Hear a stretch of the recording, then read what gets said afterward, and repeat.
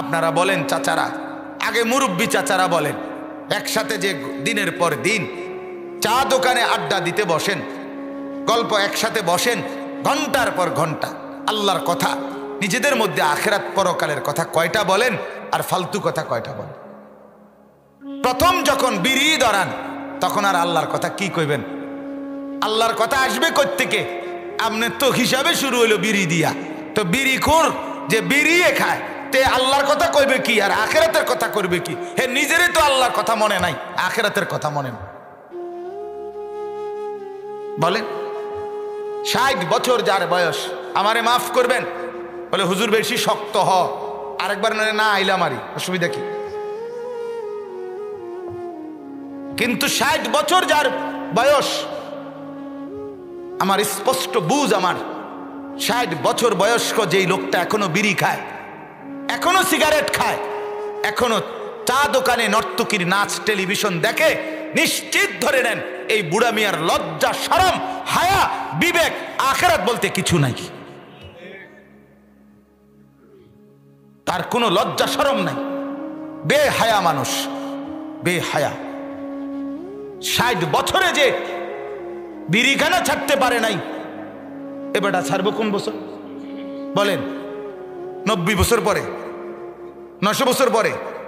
বলেন যার বিবেকে এতটুকু আসলো না, আমি এই গুনাহ কতদিন করব? সমস্ত শরীরের অঙ্গ প্রত্যঙ্গ, হাড় জোড়া সব দুর্বল হয়ে গেছে, কিন্তু শাহওয়াত, মনের কামনা বাসনা এটা কমে না, এখনো বেডি চায়, এখনো বেডি চাইতে ভাল লাগে, এখনো নর্তকীর নাচ দেখতে ভাল লাগে। আশ্চর্য কথা, এখনো কথায় কথায় গালি দেয়, এখনো বিড়ি ছাড়া সকাল কাটে না, দুপুর কাটে না, রাত কাটে না, দিন কাটে না, সারা দিন আগুন নিয়ে থাকতে ভালোবাসে। বিড়ি মানে তো আগুন, ঠিক কিনা বলেন না কেন?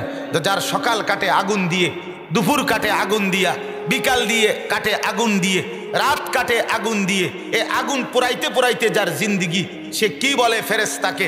আমার বুঝ, সে ফেরেশতাকে বলে, ভাই আমারে তো দেখছেন হায়াতে যতদিন ছিলাম আগুন ছাড়া থাকতে পারি নাই, অতএব কবরেও আমারে আগুন ছাড়া অন্য কিছু দিয়েন না। হ্যাঁ হ্যাঁ, কারণ আগুন ছাড়া আমি সইতে পারিনি, সব কিছু নিয়ে থাকতে পারবো, আগুন ছাড়া থাকতে পারতাম, কারণ বিড়ি ছাড়া আমি থাকতে পারি না, বিড়ি ছাড়া আমার দিন কাটে না, রাত কাটে না, আমার শনিবারও বিড়ি, রবিবারও বিড়ি, সোমবারও বিড়ি, মঙ্গলবারও বিড়ি, আমি এই দশায় মানুষ। এভাবে আমার 60 বছর। আস্তাগফিরুল্লাহ, আস্তাগফির। ওয়ালা তাকুনু কাল্লাযীনা নাসুল্লাহ ফাআনসাহুম আনফুসাহুম। রব্বুল আলামিন বলে, বান্দা, ও ঈমানদার, আমি আল্লাহকে এই পরিমাণ ভুলে যেও না। বেশি দিন যদি আমি আল্লাহকে ভুলে যাও, আমি একদিন এমন করে ফেলবো বান্দা, ফাআনসাহুম আনফুসাহুম, একদিন আমি আল্লাহ তোমাকেই তোমার থেকে ভুলিয়ে দেব। তোমার আর মনে হবে না, তুমি আর নিজেকেই চিনবা না, তোমার আর এই বুঝ বুদ্ধি থাকবে না, তুমি মুসলমান, তুমি মরবা, তোমার আখিরাত হবে, তোমার কবরে যেতে হবে। 60 বছরেও আর অনুভূতি আসবে না, 70 বছরেও আর বুঝ আসবে না, কারণ এতদিন লম্বা আমাকে ভুলে গেছো, একদিন আমি আল্লাহ তোমাকেই তোমার থেকে ভুলিয়ে দিলাম। উলাইকা হুমুল ফাসিকুন। আর আল্লাহ বলেন এরাই হচ্ছে ফাসিক, পাপী। নাউজুবিল্লাহ, নাউজুবিল্লাহ। হ্যাঁ, এই পরিমাণ নাফরমানি। 30 বছর ধরে আপনার ঘরে রঙিন টেলিভিশন চলে, আপনার স্ত্রী, আপনার ছেলে মেয়ে আজকে 20 বছর লাগাতার একই রকম আপনার বিবি বাচ্চা রঙিন টেলিভিশন দেখে, নর্তকীর নাচ দেখে, সিনেমা নাটক দেখে, এভাবেই আপনার 20 বছর। আজকে আপনার ঘরে আপনার পরিবার আর আপনি নাফরমান, আল্লাহরে ভুলছেন, আজকে কতদিন হয়? হ্যাঁ, কি মনে হয় মুসলমান? কি মনে হয়? জিন্দিগি মানে বন, জিন্দিগি মানে পেঁয়াজু আলুর চপ। কি মনে হয়? আজ 20 বছর যেই ঘরে রঙিন টেলিভিশন চলে, আজ 10 বছর যেই চা দোকানে রঙিন টেলিভিশন চলে, এই নাফরমান আল্লাহরে ভুলছে আজ কতদিন হয়? বলেন বলেন তারে, তুমি আল্লাহকে যে ভুলছো আজকে কত বছর, কত বছর আজকে আল্লাহকে ভুলেছ? আজ 20 বছর দাড়ি কাটে, 10 বছর দাড়ি কাটে, তুমি আল্লাহকে ভুলছো আজ কতদিন হয়? তুমি মদিনার রসুলকে ভুলে গেছো আজ কতদিন? এক মুসলমান কতদিন গুনাহ করে লাগাতার? বলেন না বাপ, ইমানদার লাগাতার গুনাহ করে তারে ইমানদার বলে? গুনাহ হতে পারে, গুনাহ হয়ে যায়, গুনাহ আমারও, গুনাহ আপনারও, গুনাহ আপনাদেরও, গুনাহ আব্দুল কাদের জিলানিরও, গুনাহ জুনায়েদ বাগদাদিরও, কিন্তু ইমানদার বলে তাকে যার গুনাহ হতে পারে, হয়ে যায়, হয়ে গেলেই যাকারুল্লাহ, আল্লাহকে স্মরণ করে, ফাস্তাগফিরু লিযুনুবিহিম, গুনাহ মাফ চেয়ে নেয়, বিনিময়ে আল্লাহ বলেন আমিও মাফ করে দিলাম। কিন্তু গুনার উপরে 30 বছর, গুনার উপরে 20 বছর, আজকে 20 বছর বাজারের ব্যবসা আমনের, প্রত্যেক দিন মিছা কথা কন, প্রতিদিন আপনি ওজনে কম দেন, প্রত্যেক দিন বাটফারি কথা কন, প্রতিদিন, এটাই আপনার সিস্টেমটাই এটা, আপনার ব্যবসাটাই এটা, আপনি মিছা কথা করে বেচেন, মালের গুণাগুণ 2 নম্বর মাল দিয়ে বেচেন, আপনি ফসাটা দিয়ে বেচেন, আপনি ঠকাচ্ছেন প্রতিদিন, এটা দিয়েই গড় উঠছে, এই 2 নম্বরই টাকা দিয়েই আপনার বেডির শৈলের গহনা, আপনার ঘরের আসবাব, আপনার এই বিল্ডিং, আপনার ফুতের ফ্যান, আপনার মাইয়ার জামা, আপনার লুঙ্গি, আপনার গায়ের জামা, এই সবটা নিয়া সিটারির টাকা নিয়া পুরা ফ্যামিলি সাজাইছেন। হায় নাফরমান, মরবেন না? হ্যাঁ, গরু জবাই করে খাবাইয়া গেরাম ব্যস্ত দিয়ে লাইব। হ্যাঁ, বাহ বাহ, একটা গরু জবাই করলে গেরাম চুক্তি ভাত খাইলে আপনি গরুর কান্দে করে ব্যস্ত যাবেন গা। এত রঙে দোয়ান বাহি খায় না, কথা বোঝেন? এত হুগনায় সিরা ভিজে না, আটটু ফানি দন লাগে, কথা বুঝছেন? মাফ করেন, ভাবতে শিখেন। এক একজন, আমি আপনি কতদিন গুনাহ ধরে রাখছেন? মুসলমান লাগাতার গুনাহ করে না, মুসলমান গুনার উপরে জমে থাকে না, ইমানদার গুনাহকে লম্বা করে না বাপ। সারাটা জীবন বুঝি এভাবে কাটে মানুষের, আজীবন বুঝি আপনার ঘরে টেলিভিশন চলবে, আজীবন বুঝি আহা মৃত্যু পর্যন্ত আপনি কি রাইখা কবরে যাচ্ছে, কি রাইখা কবরে যাচ্ছে? 60 বছর পর্যন্ত আপনি বিড়ি খাবেন, এই বিড়ি খেতে খেতে আপনি কবরে যাবেন, এই গালিগালাজ করতে করতে আপনি কবরে যাবেন, এই নাট্যকি দেখতে দেখতে, টেলিভিশন সাদওয়ানে দেখতে দেখতে আপনি এমনি এমনি কবরে যাবেন গা। হায় হায় হায় হায়, এরপরে আপনার কবর কি হবে বাপ? আখেরাত কি হবে? পরকাল কি হবে? প্রায় 30,000-এর চাইতে বেশি মানুষ তুরস্কে সিরিয়ার এই ভূমিকম্পে মারা গেছে, সে তো সরকারি হিসাব। এত হাজার মানুষের লাশ, তারা তো পৃথিবীতে তওবা করার সুযোগও পায় নাই। পেয়েছে কি? এরা কি জানতো কিছু? তারা কি কিছু বুঝতে পারছে কিছু? দেখতে দেখতেই তো নাই, দেখতে দেখতেই তো নাই। তো এমন যদি হয়, আমিনতুম মান ফিস সামাই আন ইয়াখসিফা বিকুমুল আরদা ফাইদা হিয়া তামুর, আল্লাহ বলে বান্দা, আসমানে যেই আমি আল্লাহ আছি, সেই আমি আল্লাহ থেকে নিজেকে নিরাপদ ভাবছো? তুমি জানো না? না, আমি ইচ্ছে করলে জীবন্ত ধসায়া মাটির নিচে সমান করে দিতে পারি। কি মনে করছো তুমি? পারে? বলেন আল্লাহ পারবে? কথা বলেন না, পারে কি না বলেন তো?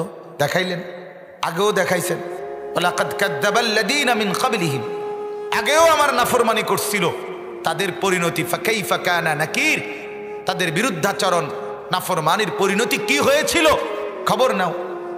ফেরাউনের কি হয়েছিল, নমরুদের কি হয়েছিল, কারুনের কি হয়েছিল, সাদ্দাত কি করছিল, নূহ আলাইহিস সালামের কওমকে কেন ডুবাইয়া দিল, লূত আলাইহিস সালামের কওমকে কেন 7 তবক জমিনের মাটি উল্টায়া জিন্দা দাফন করে দিল, হুদ আলাইহিস সালামের কওমকে কেন ঝড়ো বাতাস দিয়ে ধ্বংস করে দিল।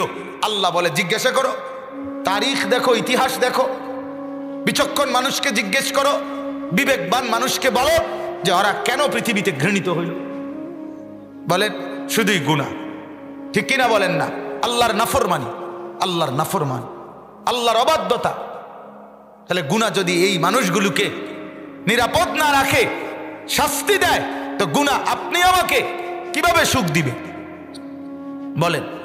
সারা রাত যে যুবক উলঙ্গ ছবি দেখতে দেখতে ঘুমিয়ে পড়ে, নাফরমান, এই রাতে যদি তোর মৃত্যু হয়, তুই তওবা করার সুযোগ পাবি কিভাবে?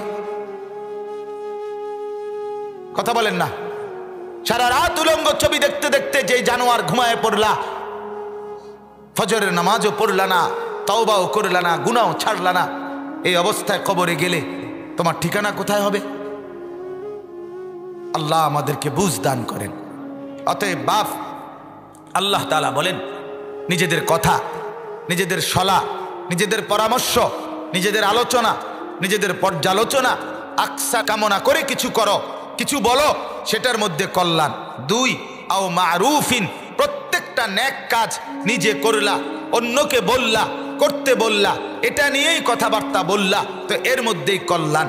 আও ইসলাহিম বাইনান নাস, আর 3 নাম্বার হলো যথাসম্ভব নিজের জিন্দিগি দিয়ে নিজেদের পরস্পর, এক মানুষ আরেক মানুষের মধ্যে বিবাদ মীমাংসা করে দেওয়া, ঝগড়া মীমাংসা করে দেওয়া, সংশোধন করে দেওয়া, তার জিন্দিগি সুন্দর করে দেওয়া, তার আখলাক সুন্দর করে দেওয়া, অর্থাৎ মানুষকে ঠিক করে দেওয়া, সংশোধন করে দেওয়া, মিলেমিশে তাদের মধ্যে বিবাদ, ঝগড়া, ফাসাদ মীমাংসা করে দেওয়া। আল্লাহ বলেন এর মধ্যেই কল্যাণ।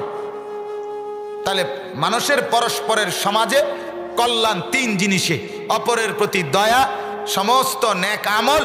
3, মানুষের পরস্পরের ঝগড়া বিবাদ, মানুষের পরস্পরের মধ্যে যেই কর্মের বিশৃঙ্খলাকে সুন্দর করে ঠিক করে দেওয়া, এর মধ্যেই কল্যাণ। আল্লাহ বলেন ওমান ইয়াফআল যালিকা ইবতিগাআ মারদাতিল্লাহ, আমার সন্তুষ্টির জন্য এই 3 কাজ যে করবে, অপরের প্রতি দয়া করতে বলবে বা নিজে করবে, কল্যাণ নেক আমলগুলো করবে, মানুষের মধ্যে মীমাংসা করে দিবে, মানুষের কল্যাণ করে দিবে, আল্লাহ বলেন ফাসাউফা নুতিহি আজরান আযীমা, আমি আল্লাহ তাদেরকে অবশ্যই সর্বশ্রেষ্ঠ সর্বোত্তম বিনিময় জান্নাত দিয়ে দেব। এরপরে আল্লাহ বলেন ওমান ইউশাকিকির রাসূলা, শেষ কথাটা মনোযোগ দিয়ে শুনেন। আল্লাহ বলেন ওমান ইউশাকিকির রাসূলা মিন বাদি মা তাবায়্যানা লাহুল হুদা ওয়া ইয়াত্তাবি' গায়রা সাবিলিল মুমিনিন। আহা বাপ, আল্লাহ বলে বান্দা শোনো, তোমাদের প্রত্যেককে বলতেছি, তোমাদের প্রত্যেকের সামনে আমি আল্লাহ 2টা জিনিস সবসময় রাখছি। 1, আমার রসুলের হেদায়েত, নবীর হেদায়েত, এই যে কোরআন এবং রসুলুল্লাহর সুন্নাহ সর্বজামানায় পৃথিবীতে ছিল, আছে, থাকবে। ঠিক কিনা বলেন না কেন? কোরআন ছিল তো আগে, এখন আছে তো, আগামী দিনে থাকবে তো, থাকবে। নবী সাল্লাল্লাহু আলাইহি ওয়াসাল্লামের সুন্নাহ ছিল তো, আছে তো, থাকবে তো, থাকবে। তো আল্লাহ বলেন এর এক, যে আমি আল্লাহ আমার রসুলের মাধ্যমে তোমার কাছে সমস্ত হেদায়েত স্পষ্ট করে দেওয়ার পরও তোমরা যারা আমার রসুলের হেদায়েত মানে কোরআন এবং সুন্নাহর বিপরীত করবে। 1, 2, আল্লাহ বলেন শুধু কেবল কোরআনের মধ্যে লিখে রাখছি, নবীর সুন্নতের মধ্যে দেখাইয়া দিছি, এই 2টার মধ্যে সীমাবদ্ধ না।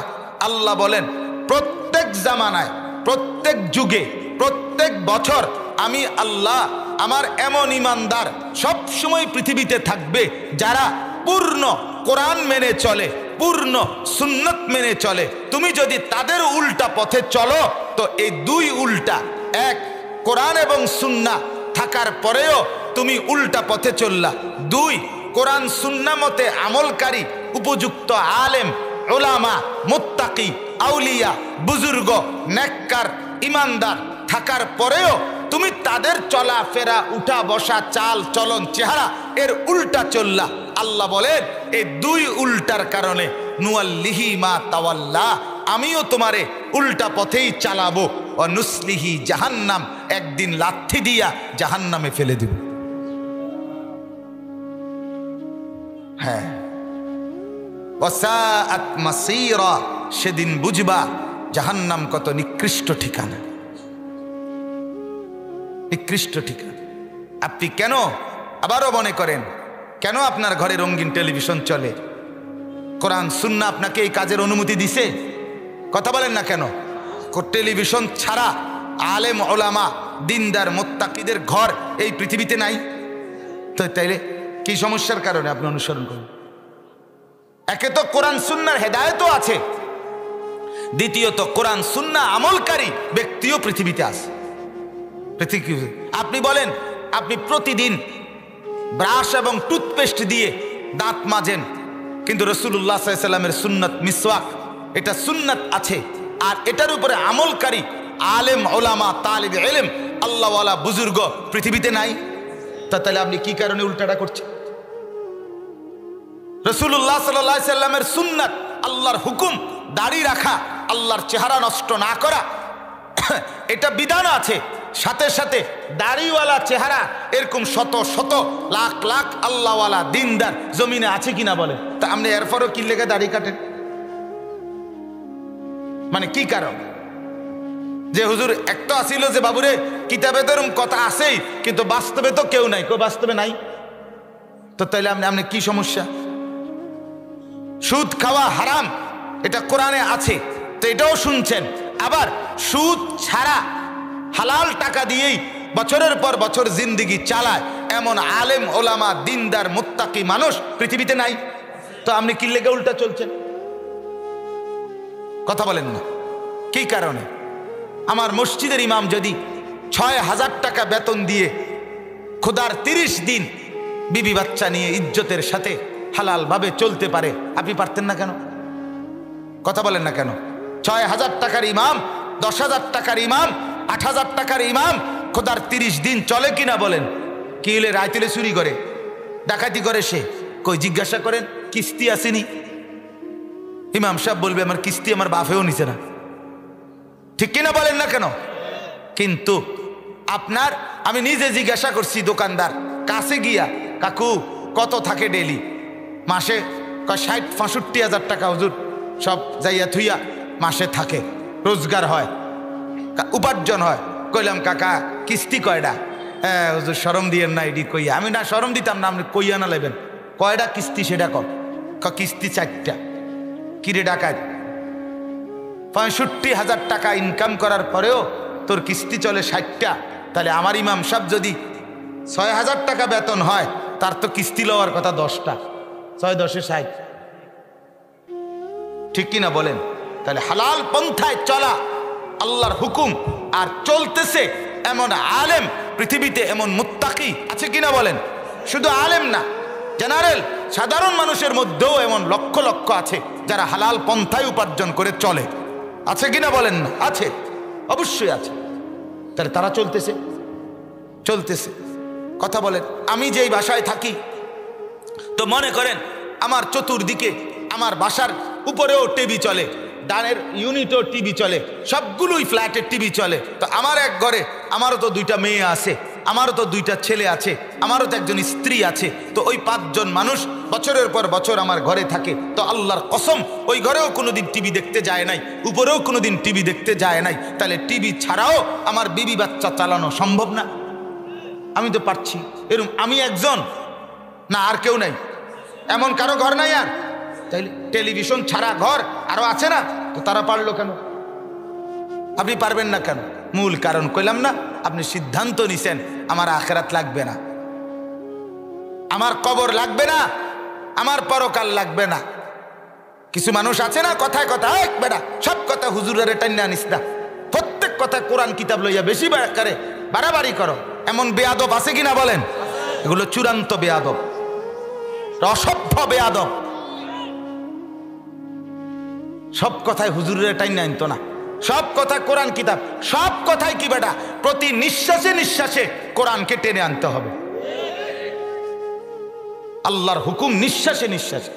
নবীজি সাল্লাল্লাহু আলাইহি সাল্লাম পানি পান করতেন, ওই গ্লাসটা দেন, পানি পান করতেন 3 নিঃশ্বাসে, 3 ঢোকে, 3 নিঃশ্বাস ফেলতেন বাহিরে, আর 3 ঢোকে পানি খাইতেন। তাহলে নিঃশ্বাসটা তো পর্যন্ত সুন্নত, ঠিক কিনা বলেন না কেন? নবীর তরিকা নিঃশ্বাসের মধ্যে আছে। তার মানে কোরআন কিতাব টাইনে আনবে না কেন, বরং টেনে আনতে হবে, ঠিক কিনা বলেন বাবা? তাইলে চলেন এবার এই দুই আয়াতের বক্তব্য। এক, আমাদের জীবনের কল্যাণ হবে যদি আমরা একে অপরের প্রতি অনুগ্রহ এবং দয়ার কথা বলি, ফিকির করি। আমাদের জীবনে কল্যাণ হবে যদি আমরা আল্লাহ তাআলার বন্দিগি নেক আমলগুলো করি, অন্যকে বলি। আমাদের জীবনে কল্যাণ হবে যদি আমরা নিজেদের সমাজে পরস্পরের মধ্যে মিল ঝিল মহব্বত করে থাকার, সংশোধন করে দেওয়া, মীমাংসা করে দেওয়ার চেষ্টা করি, তাইলেই কল্যাণ হবে। আর দ্বিতীয় আয়াত থেকে আমরা বুঝলাম আল্লাহ আমাদের হেদায়েতের জন্য কোরআন এবং সুন্নাহ, নবীর তরিকা এটাও রেখে দিয়েছেন। আর ওই কোরআন সুন্নাহর প্রত্যেক কথার উপরে আমলকারী ব্যক্তিও পৃথিবীতে ইমানদার রেখে দিয়েছেন। অতএব কিতাব কোরআন সুন্নাহর বিধানও আছে, আমলকারী মানুষও আছে। আপনি দুইটাকে ডিঙ্গাইয়া আপনি যদি নিজের মন মতো চলেন তো আল্লাহ তাআলা বলে চলো ঠিক আছে, তবে গিয়া যে মাথাত ফুসবা ওইটার নাম জাহান্নাম। ওইটার নাম কি? জাহান্নাম। খাইতে থাকো বন, খাইতে থাকো বিড়ি, দাড়ি কাটতে থাকো, যুবক উলঙ্গ ছবি দেখতে থাকো। দেখো পৃথিবীর সব বেডি দেখা সারলো, দেখো আল্লাহর কসম মনে রাখো তৃপ্তি হবে না, আরো দেখতে মন চাইবে, সুখ মিলবে না। মাদকাসক্ত কোনোদিন সুখী হয় না, তৃপ্ত হয় না। নেশা করে যে সে আরো খাইতে চায়, আরো বোতল চায়। জুয়া খেলে যে সে আরো জুয়ার জন্য খেলতে খেলতে জুয়া, এই জুয়ারি বাড়ি বেচে, ভিটা বেচে, দোকান বেচে, মাল সামানা বেচে, এমন জানোয়ারও আছে শেষ পর্যন্ত বেডি বেচালা আছে না? তাহলে তৃপ্তি কোথায়? তৃপ্তি আছে কোথাও? গুনার মধ্যে কি নাই? তৃপ্তি নেই, আল্লাহর গোলামির মধ্যে তৃপ্তি। অতএব যুবক ভাইয়া, গুনাহ ছেড়ে দাও, অশ্লীলতা ছেড়ে দাও, নাফরমানি ছেড়ে দাও। রাত গভীরে আযাব আসতে পারে, দিনের আলোতেও আযাব আসতে পারে। আল্লাহ তাআলা চাইলে যেই কোনো মুহূর্তে ধ্বংস করে দিতে পারে। আমার বাপ, প্রতিনিয়ত এখন কিয়ামতের পূর্ব সময়, আখিরি জামানা, কিয়ামতের সময়, যে কোনো সময় মাহাদি আসবে, দাজ্জাল আসবে, ইমাম ঈসা আলাইহিস সালাম আসবে, ইহুদিরা হাজারো রকমের জুলুম, অত্যাচার, নির্যাতন বাড়াবে মুসলমানদের উপরে। আল্লাহ তাআলাও বলছেন, নবী বলছেন, অনেক রকমের আযাব, গজব, মুসিবত একটার পর একটা আসবে। এই অবস্থায় যদি ঈমানটুকু, আখিরাতের সম্বলটুকু না থাকে, দুনিয়া পাইলে পাইলাম, না পাইলে নাই, কিন্তু ঈমানটুকু যদি না নিয়ে যেতে পারি, আল্লাহর ভয় নিতে না পারি, কবরে কি হবে আমাদের, আখিরাতে কি হবে? এজন্য দয়া করে আল্লাহ তাআলা আমাদের প্রত্যেককে যেন ঈমান আমলের দৌলত দান করেন, গুনাহ মুক্ত জীবন দান করেন। 5 ওয়াক্ত নামাজের ফিকির করবেন, বলেন ইনশাআল্লাহ। যুবক ভাই, সবার কাছে অনুরোধ, নওজোয়ান ছেলেরা ফজরের নামাজ পড়তে চেষ্টা করো। ফজরের নামাজ, ফজরের নামাজ খুঁটি, প্রথম খুঁটি। ফজরের নামাজ যে পড়ে তার পুরা দিন সুন্দর হয়, তার পুরা জিন্দেগি সুন্দর হয়, তার জীবনটাই গুছাইয়া ওঠে, শৃঙ্খলার মধ্যে আসে। এজন্য ফজরের নামাজ থেকে গাফেল যারা, তাদের জীবনে কোনো শৃঙ্খলা নাই, তাদের জীবনের কোনো শৃঙ্খলা নাই।